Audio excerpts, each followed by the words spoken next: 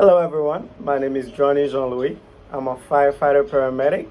It's a pleasure for me to be with you today.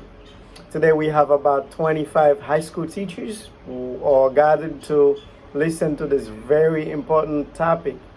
The topic of today is the importance of early CPR.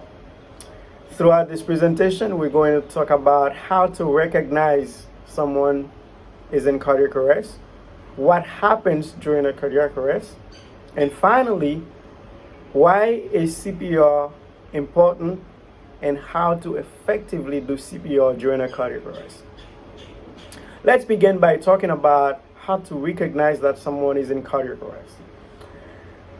As you all know, sometimes you might show up somewhere and find someone who is in cardiac arrest, or in the school, in the market, or wherever you are. Someone might collapse right in front of you, or you might, show up and find them already, in cardiac arrest.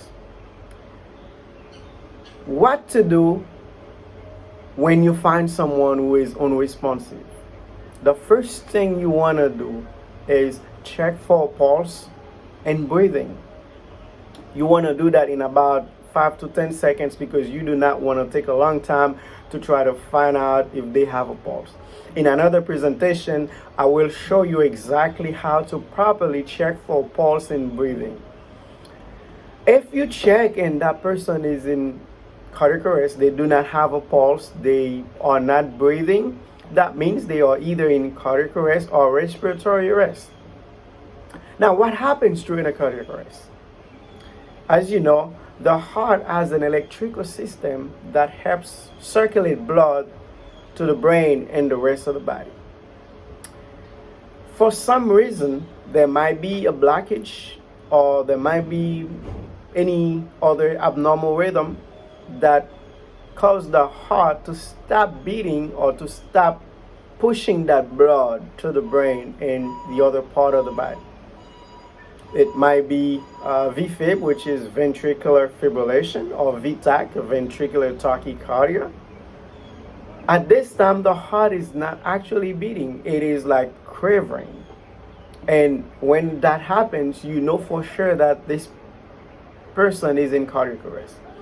And the most important thing you want to do is to try to do the job that the heart was doing.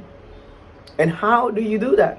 You do that by doing CPR. CPR is cardiopulmonary resuscitation. And we do chest compressions. Chest compressions, that means you are going to compress the heart.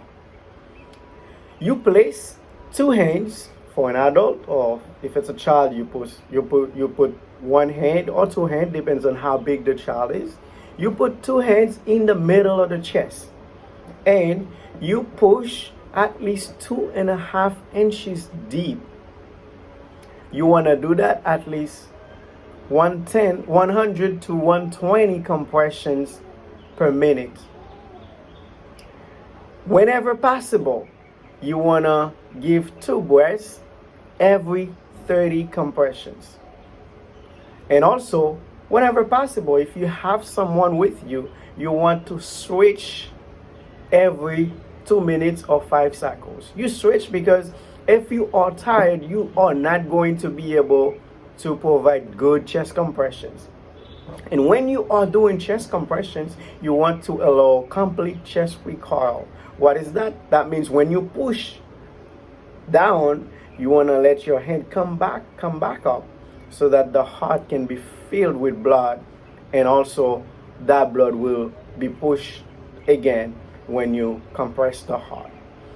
Another important thing is, as soon as an AED becomes available, you want to use that AED.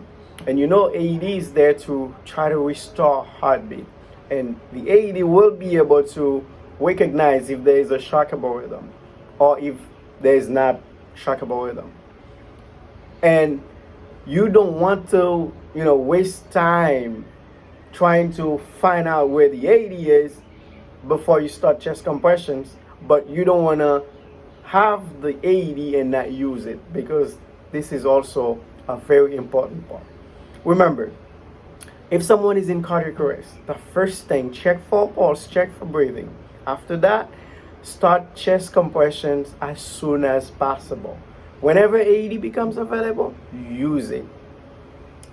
Now is the time to take any questions. If there's any questions among you, we will take the questions.